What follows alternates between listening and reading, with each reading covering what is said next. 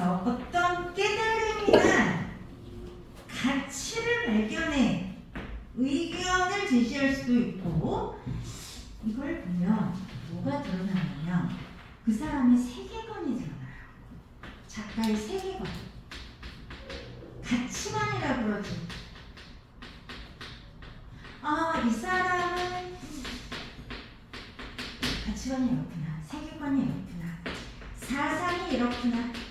그래서 작가의 생각이, 사상이, 가치관이 가장 직접적으로 드러나는 문학이라서 가장 적인 문학이다. 그렇죠. 자, 초성, 개성적인 문학이다. 그렇죠. 그래서 문학의 갈래 중에서 우리 스필. 자, 이 스필은 특히 여러분들의 성격이 생태적인데, 생태주의적. 자신이 어떤 경험을 한 다음에 경험을 세계를 해요. 그래서 자신의 삶에 대해서 성찰하게 되고 반성하게 되고 깨달음 얻고 행동을 변화시키죠. 근데 생태주의적이라고 해서 생태주의에 대해서 여러분들이 이해를 하셔야 돼요. 그러면 이번에는 세계사, 아까는 한국사였지? 이번엔 세계사. 중세 때는 신성신이었어.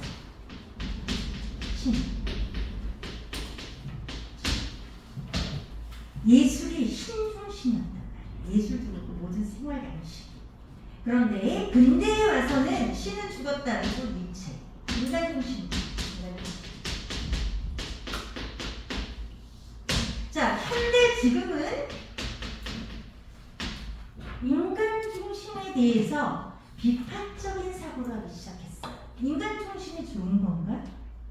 인간중심이 굉장히 폭력적인 거라는 걸 알게 된 거지. 그래서 생태중심이라는 건 뭐냐면 생태계는 하나라는 얘기죠. 이 근대의 인간중심은, 자, 인간이 중심이다 보니까 인간의 지위가 자연보다 높아. 그러니까 자연을 어떻게 하냐면 파괴해, 지배해. 이게 가능했다는 거야. 이게 용인이 됐어. 아무렇지도 않은 거지. 당연한 거지. 인간 중심이니까. 그런데 이렇게 하다 보니까 인간이 결국은 파멸의 길로 가고 있다는 거지. 그래서 깨달은 거죠. 인간이야말로 자연의 일부일 뿐이야. 그래서 공존해야 돼. 그래서 자연의 우위에 있으면 안 돼. 자연의 일부로서 하나야. 라는 거죠. 그것 때문에 여기서, 자, 인간 중심이 아니라 생태계 중심이라는 건 또 생명 중심. 생명은 다 같다. 생명은 누구나 다 중요하고, 또 우리가 자연 속에서 생각을 해야지 자연 위에 있으려고 하면 안 된다. 인간이 그런 사상을 갖고 있어요. 자, 그러면 잘 볼게요. 경험 1. 어떤 경험을 하냐면 이미 예술 관람을 하게 돼요.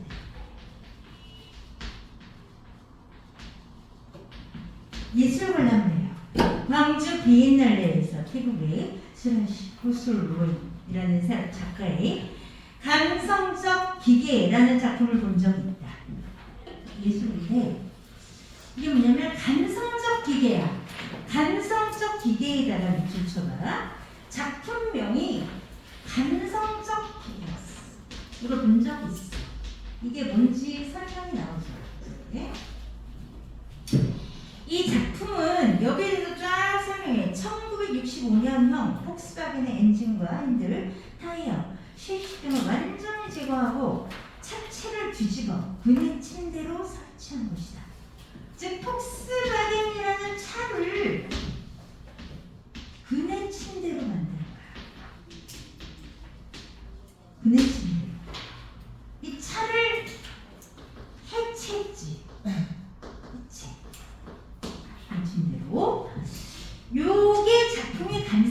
기계였어. 그네 옆에는 타이어를 비롯한 부속을 재활용을 만든 의자들이 놓여있었다.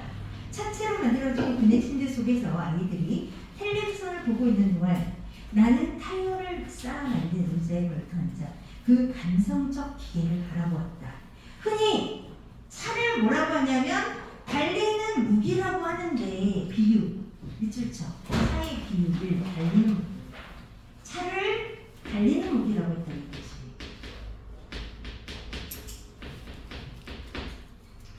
라고 했는데 지금 여기서 보니까 자동차가 완전히 해체됨으로 해서 예술 고유의 전복성을 보여줄 뿐 아니라 전복성, 뒤집어 엎는다는 거야. 그래서 그네 침대라는 예술로 탄생했어. 예술 고유의 전복성이라고 했죠. 그거 뒤집어 엎는다는 얘기거든. 이건 아이덴티티를 바꾼다는 얘기야. 전혀 다른 것으로 만든다는 창조죠. 창조. 그래서 침대? 그네 침대로 창조. 전혀 새로운 것으로 창조한 거란 말이야. 그래서 그게 예술이야. 자, 뿐 아니라 이 경험이 나에게 뭘 가져다 줬냐면 차에 대한 생각을 하는 계기, 자동차에 대한 생각을 곱씹어보게 했다. 자동차에 대한 생각.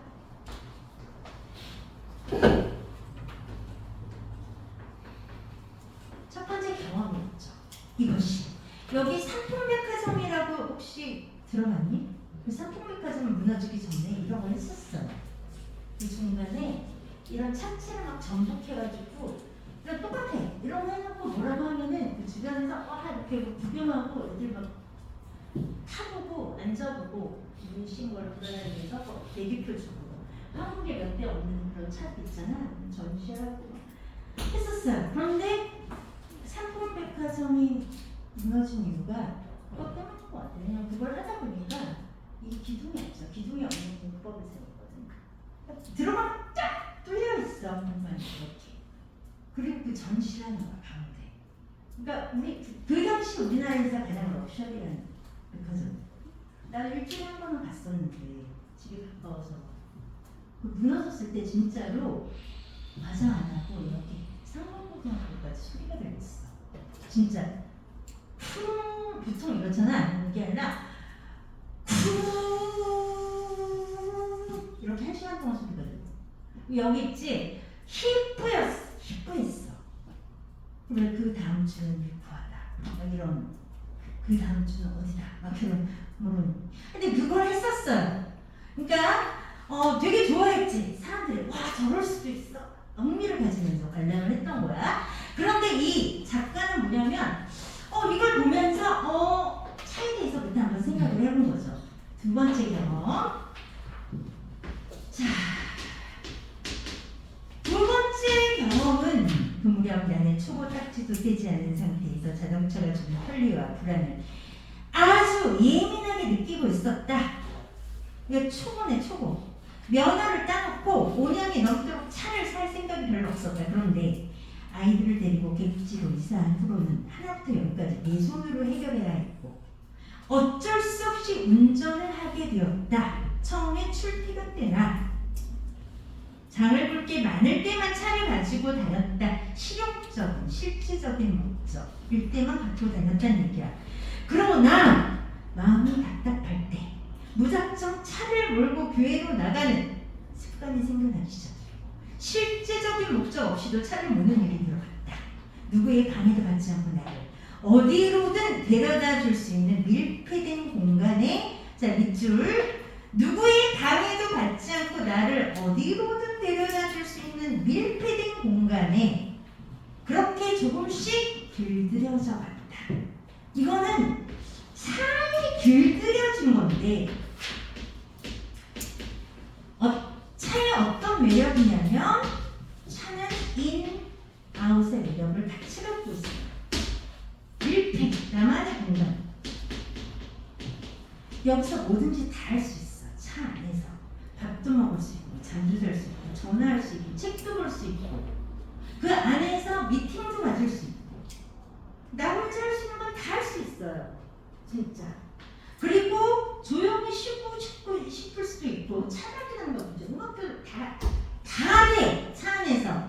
그런데 또 좋은 게 뭐냐면 그 차를 몰고 내가 원하는 곳까지 갈 수가 있어. 이 두 가지가 모순된 것 같으면서 인아웃이 조화를 이루는데 이 사람이 길들여진 거야. 오, 너무 매력적인 거지 이게. 빠진 거야. 그래서 자, 거기 스웨덴의 생태주의자라는 권위자가 나오네요. 이 사람이 생태주의적인 가치관을 갖고 있어서 그래. 그래서 권위자의 말을 인용해 자동차라는 물건이 자기 자신의 영토 안에 머물고자 하는 의지, 아까 말한 아니잖아, 안, 동그란. 영토 밖, 동그란. 움직일 필요성을 동시 충족해 준다고 말한 바 있다. 자, 권위자의 말을 인용해서 자신의 생각을 좀 더 설득력 있게 제시하고 있다. 현대인들이 자동차라는 아늑한 자, 여기서 이번에는 아늑한 자궁이라고 비유하고 있어요. 비유 1, 비유 2.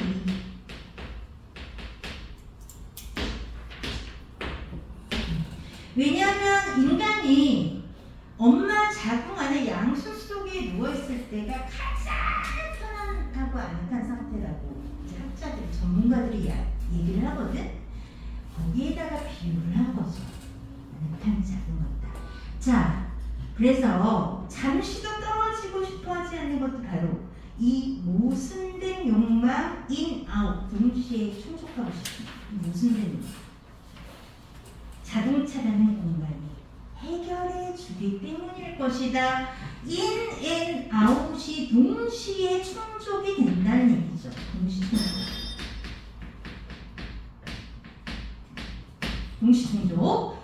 그래서 자동차는 이미 내가 여기서 가서 해체된 걸 보지 않아도 너무 감성적이야.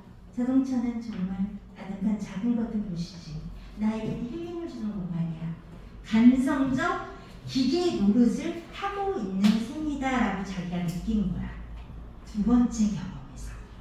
짜자잔. 이번에는 문제의 세 번째 경험이에요. 나누세요. 거기 앞에다가 경험 1, 2, 3 써. 이 경험이 이제 이 사람의 기존의 생각을 완전히 바꾸는 거죠. 충격을 받은 거야. 아침에 얼마 안 가서 자동차에 그러니까 살려주고 당혹스러운 경험을 하겠다. 이게 뭐냐면 갑자기 서울에 갈 일이 생겼는데 주말이라 차표를 구할 수 없었다. 몇 번을 망설이다가 나는 초보 주제에 식구들을 태우고 서울로 가는 고속도로로 접어들었다. 긴장해서인지 무사히 서울에 도착해서 일을 보고 다음날 밤에 광주로 내려올 수는 있었다. 그런데 밤에 고속도로를 달리는데 차창에 무언가 타닥타닥 부딪히는 소리가 났다. 처음엔 그저 속도 때문에 모래 알갱이 같은 게 튀는 소리를 했다. 다음날 아침 출근을 하려는데 유리창은 물론이고 앞 범퍼에 밑줄 쳐 푸르죽죽한 것들. 이게 뭐냐면 사체죠. 사체. 벌레. 풀벌레의 사체야. 잔뜩 옮겨 있었다. 그것은 흙먼지가 아니라 수많은 풀벌레들이 달리는 차체에 부딪혀 죽은 자매였다. 마치 비유했어. 거대한 모터 주위에 두껍게 쌓여있는 먼지 뭉치처럼 말이다. 비유했죠. 사체를. 그것을 닦아내려다 나는 지난밤 엄청난 범죄라도 저지른 사람처럼 여기 밑줄 쫙 엄청난 범죄라도 저지른 모든 사람이 이렇게 느끼진 않아. 이 사람이 이렇게 느낀다는 거지. 이거 자체가 이 사람이 생태주의적인 가치관을 갖고 있기 때문이에요. 자기가 죽였다고 생각한 거야, 이 사람은. 그러니까 죄의식을 느끼지. 손발이 후들후들 떨려 도망치듯 세차장으로 갔다. 주체감 때문에. 그러나 세차 기계의 물살에도 엉겨붙은 풀벌레들의 흔적은 완전히 지워지지 않았다. 운전대를 잡을 때마다 풀비린내 내모쳐봐. 그럼 이 풀비린내가 상징하는 건 뭐겠니? 죄책감, 죄의식이겠지. 생명을 죽였다는. 자, 몸서리치는 기억으로 남았고 나는 손을 씻고 또 씻었다. 거기도 밑줄 쳐. 손을 씻고 또 씻어. 숙제의식이야. 숙제의식. 숙제의미. 시속 100km 정도의 속력이 그렇게 많은 풀벌레가 뒷니께 섰다는 것도 믿기 어려웠지만 이런 살상의 경험, 세모. 모든 운전자들이 초경처럼 겪었으리라는 사실이야말로 즉 충격 받았을 거라는 얘기야. 나에게는 예상치 못한 충격이었다.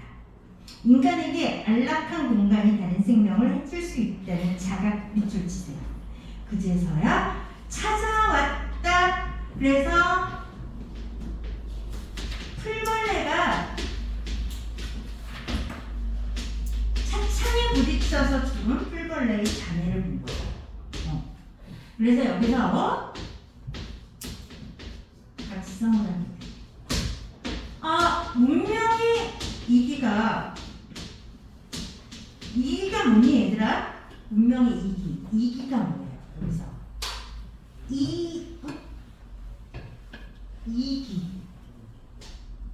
이익을 주는 도구야. 자동차. 이 이기가 살상의 무게가 될 수 있다는 걸 깨달은 거지. 네. 자, 그래서 옛날 여기 가로쳐 구체적인 예시를 듭니다. 옛날 티베트의 스님들이 입을 열어 말을 할 때마다 공기 중에 미생물을 죽이게 될까 얼굴에 7겹의 천을 두르고 다닌다고 합니다. 자, 바로 닫고 생명을 존중하는 어떤 관례에 대한 예시죠. 그걸 생각하면 자동차를 몰고 다니는 것 자체가 엄청난 살생행위. 다시 한번 살생행위. 그렇다고 하루아침에 차를 없앨 수도 없는 형편이어서 나는 자동차에 대한 태도, 내모처 정리할 필요가 있다. 그래서 이걸 보고 각성을 해서 태도를 변화하게 돼요.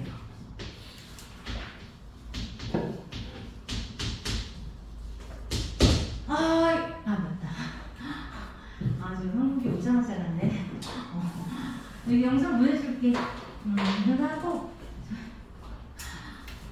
마지막 이거 여기 준용이 거 뭐지? 내 앞에 거 영상 보고 이거 마무리하는 거 준용이 거 필기 봐. 마무리. 태도의 변화는 딱 두 가지야. 차를 이 기회에 차를 없앨까? 네. 차를 없앨 수 있어요? 여러분들이라면 차를 없앨 수 있겠네요. 힘들어요. 차는 있어야 된단 말이야. 그래서 일단 차는 유지해.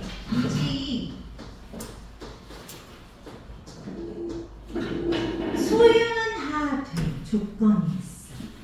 조건. 이게 중요해. 이게 키포인트야. 여기서 얘기하는 게. 유지는 하되 and 뭐냐면 차를 사용하는데 의존도를 최대한으로 낮추는 거라는 거죠. 의존도를. 여러분들 핸드폰이 있잖아요. 핸드폰하고 여러분하고 있으면 누가 갑이에요? 누가 갑이야? 잘 생각해봐. 내가 갑인지 핸드폰이 갑인지. 내가 핸드폰이 갑이라는 생각이 들면은 내가 노예가 되어 있는 거야. 의존도가 너무 높아져 있는 거야. 그러니까 이 의존도를 낮춘다는 얘기는 뭐냐면 컨트롤을 내가 하겠다는 거지. 이거는 내가 택시 타고 버스 타고 지하철 타고 가면 돼. 걸어가면 돼. 이 정도는 내가 그렇게 하면 돼. 차에 대한 유혹이 얼마나 달콤하겠어. 운전을 딱 가면 너무 편한데 안락하고. 그런데 그 의존도를 낮추겠다. 이거는 주체적인 태도로 차를 사용하겠다는 얘기예요. 되게 중요한 얘기를 하고 있는 거예요. 지금 방법이 여기서. 이게 핵심이에요. 내가 주체적으로 차를 쓰겠다. 없애지는 못해. 그러면 이 흐름을 보면은 경험 1, 2까지는 뭐냐면 와 차라는 게 감성적인 기계, 안락한 자궁, 인, 아웃, 동시 만족 너무 좋아. 3. 근데 이 사람을 죽이는 거네. 와 내가 이걸 이렇게 알았어. 이게 살상의 무기가 되는 거야. 그럼 내가 내 태도를 어떻게 바꾸지? 차를 어떻게 할까? 버릴 수는 없어. 그래 유지하되 그 대신 내가 주체적으로 최소한 사용하자. 그렇게 결론을 낸 거예요. 여기 보시면 차를 유지하되 사용을 최소화하고 의존도를 낮추는 선에서 타요. 그죠? 이게 결론이에요. 태도의 변화죠. 그리고 감성적 기계의 편안함에 길들여지려는 순간마다 그것이 풀비린내뿐 아니라 피비린내, 인간에게도 피해를 준다라는 거죠. 자각을 잊지 않을 거예요. 여기까지가 중간. 자, 끝부분. 운전을 시작하기 전까지 나는 걷기 예찬자였고 인공적인 공간보다 자연 속에서 머물기를 누구보다 좋아했다. 그러나 차를 소유하고부터는 생태적인 어떤 발언도 할 자격이 없다는 생각이 들곤 했다. 왜? 차 이꼴 살상의 무기가 될 수도 있기 때문에. 그래서 다시 한번 결론 써머리. 자, 밑줄 별표. 차를 소유하되 그에 종속되지 않은 밑줄 별표. 주체적인 태도로 차를 사용하겠다는 거야. 이런 아슬아슬한 줄타기가 앞으로 얼마나 지속될 수 있을지 모르겠다.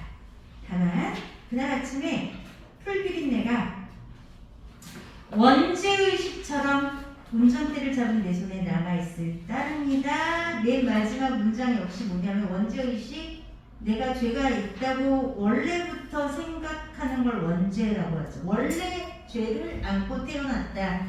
이건 뭐냐면 풀비린내가 항상 나에게 그 풀비린내가 떠나지 않고 그 냄새가 떠나지 않고 나를 자극하고 있다는 거야. 그러니까 나를 각성시키는 거지. 항상 어떻게 차를 살상의 무기인 차를 최소한으로 쓰자라는 생각. 그럼 이 사람이 이런 결정을 하기 전까지 이런 태도의 변화, 이 기저에 깔려 있는 생각이 이런 생태주의적인 가치관입니다.